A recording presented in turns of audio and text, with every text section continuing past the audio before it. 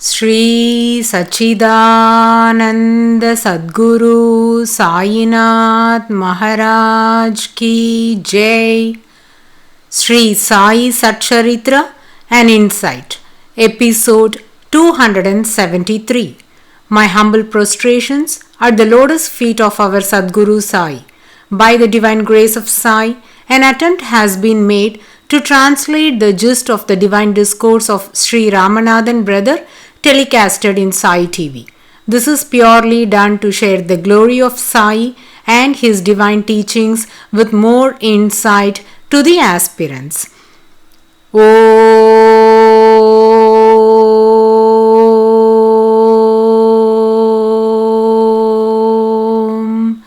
Gurur Brahma Gurur Vishnu Gurur Devo Maheshwaraha Guru Sakshat Parabrahmam Tasmai Shri Gurave Namaha.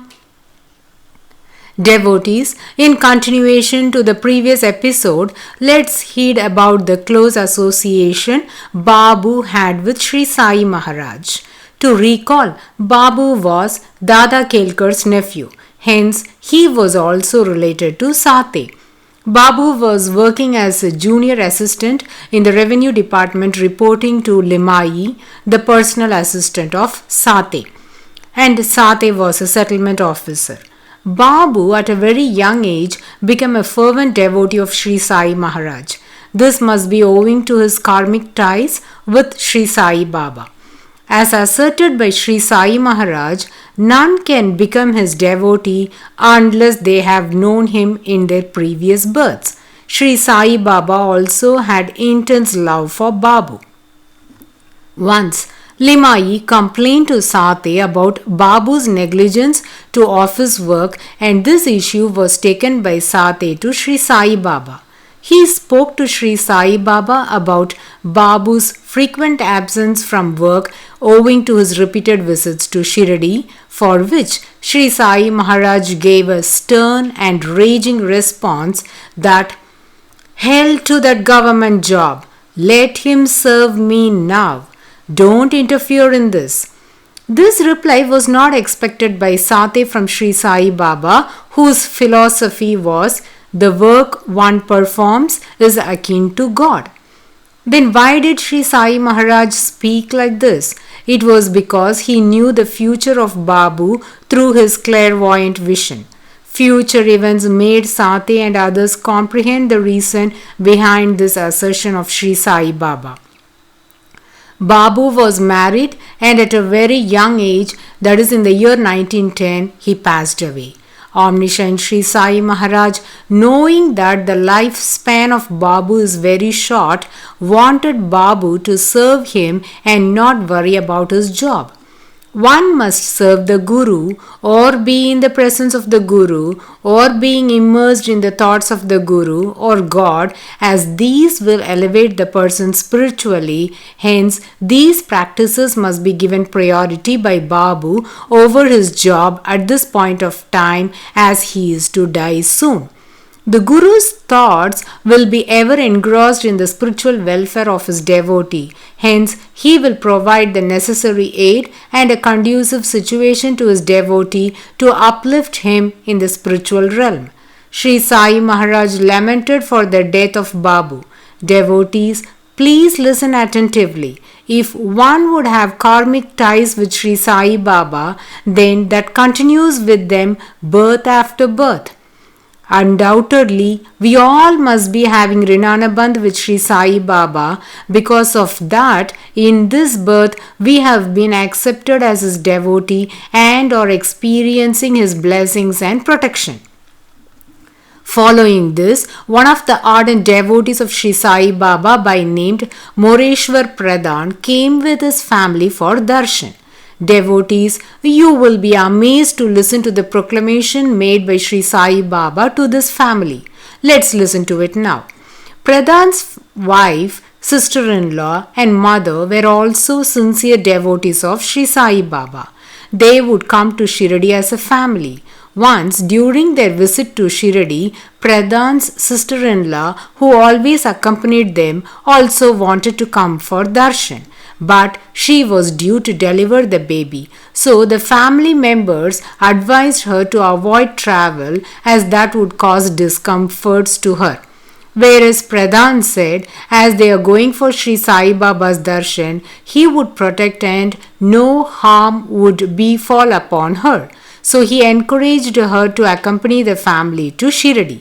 As the family came to Dwarakamayi for darshan, Sri Sai Baba told Shyama, pointing to Pradhan's wife, "Shamya, this is my Babu's mother. In her womb, I am going to place my Babu."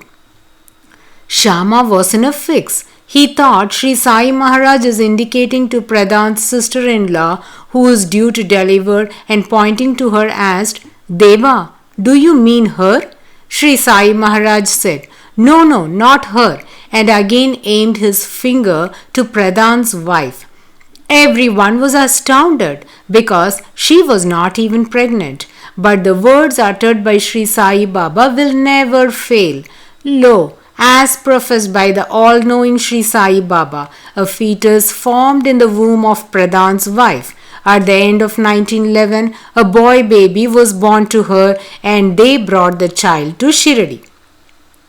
As soon as they came to Dwarakamayi and placed the baby in the hands of Sri Sai lifted the baby, kissed his forehead and caressing him spoke in a loving tone, "Babu, where were you all these days? Leaving me alone, I am missing you terribly." Placing him in his lap for a while again, said, "This is my Babu." In fact, until then the child was not given a name, as Moreshwar Pradhan wanted Sri Sai Baba to christen the child. As Sri Sai declared the child to be his Babu, the child was named Babu Pradhan. This is a testament to the fact that the karmic ties with Sri Sai Maharaj continues birth after birth with a devotee. At various instances, Sri Sai Baba himself has voiced his association with many devotees. To Shyama, he said the relationship has been there for more than 72 generations. For Nana, Sri Sai said the relation has been spanning over 4 births. To Chandrabai Borkar, he has asserted that she has been his sister for the last 7 births. Owing to the Rinanabandh with Sri Sai Maharaj in their past lives, they have been drawn to Shiradi at a very early stage in this birth and remained as fervent devotees. Following this, Hemat Pant has very skillfully narrated a Leela related to Nana Sahib Chandorkar. We have read the story in Sri Sai SATCHARITRA, but now we will be listening to it with more details that would throw a different perspective to this story.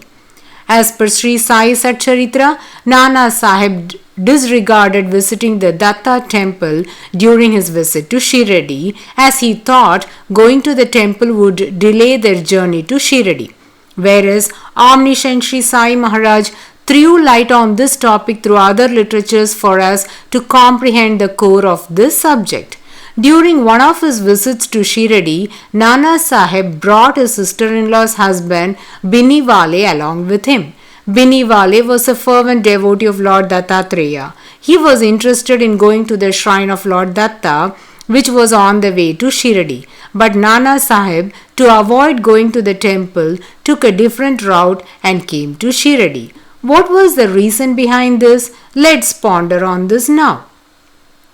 As the listeners are aware, Nana Sahib Chandorkar was serving as a high-ranking government officer under the British rule. He was a deputy collector, a position as a gazetted officer. This is considered the greatest achievement. He was held in high esteem in society. Now on the road from Kopargaon to Shiradi, there is a temple of Sri Gurudev Datta on the banks of river Godavari. So, Nana during his visits to Shiradi made it a practice to have darshan of this Lord. The priest of the temple was a very pious person and stayed close by. Nana would chat with the priest and they became good friends. At this juncture, the priest introduced Nana to a devotee who was also affluent. These two had great regard for each other. The priest knew that both these devotees are well off and are respected by the society, so they can contribute as well as mobilize a good amount of money for the sake of improvising the temple. There was no gut to the temple. It becomes challenging for the priest to collect water for temple purposes, as he had to go to another gut, which becomes a longer route for bringing water to perform daily abhishekam to the deity. Also, a hassle for the villagers to get to the river for washing clothes, ritual bathing, or to perform any religious rites, as there are no steps to ascend or descend from the temple to the river. Hence, they submitted a request for construction of a ghat, as that would serve various purposes and beautify the temple surrounding. Nana was rather frank in his response. He said, "The ghat you have in mind will cost thousands of rupees, and I will not be able to afford so much money." So, every time Nana visited the temple, the priest was reminding Nana to take up this project, explaining the need of it. Moreover, the priest thought Nana, being a secretary to the collector, held sufficient powers and can easily get this ghat built. Nana feared his fame would be at stake if he will not take up this request. So he came to a concise that instead of building a big ghat, he shall build 10 to 12 steps wide enough to enable an easy shuttling between temple and the river bed, and conveyed this to the priest and the rich person. It was estimated that the expense would be around rupees 300, and Nana agreed. Now, following this discussion, the ensuing trip was made by Nana with Biniwale. As soon as they reached Kopargaon, he remembered about going to Sri Datta's shrine, but at the same time, he was also reminded of his promise about the donation to the priest. Whereas Nana has not yet started mobilizing funds for this reason. If he will go to the temple, then the priest would ask for money, which will cause embarrassment to Nana. To avoid this, he decided to break his practice of visiting Sri Datta temple in this visit.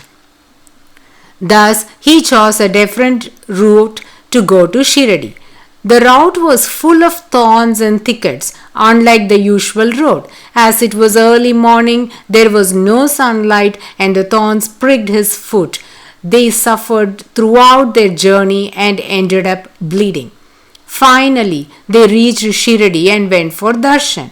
Usually, whenever Nana would go to Shirdi, upon seeing him, Sri Sai Maharaj would be excited and welcome him heartily, inquire his welfare, and ask who all have accompanied him and how was his journey.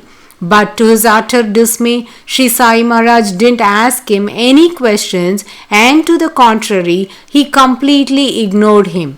Nana realized that he must have committed some misdeed, but he was unable to find what it was. He and Biniwala waited for some time, expecting a loving glimpse from Sri Sai Baba, but in vain they returned to the Vada. He was pondering upon the reason for this strange behavior of Sri Sai, but he could not find the reason. He was very dejected. He thought his purpose of coming to Shirdi itself was futile if he could not get the love and blessings of Sri Sai Baba. So he again went to Sri Sai expecting a caring enquiry, but again he was unnoticed. Nana couldn't bear this anymore. He thought he had not done anything wrong that would upset Sri Sai Maharaj to this extent.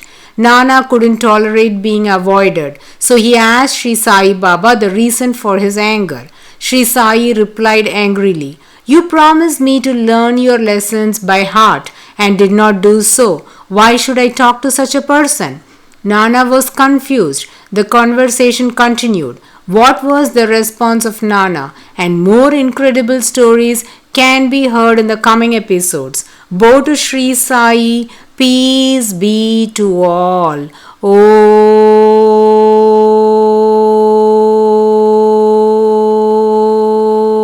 Om Sai Sai Ram.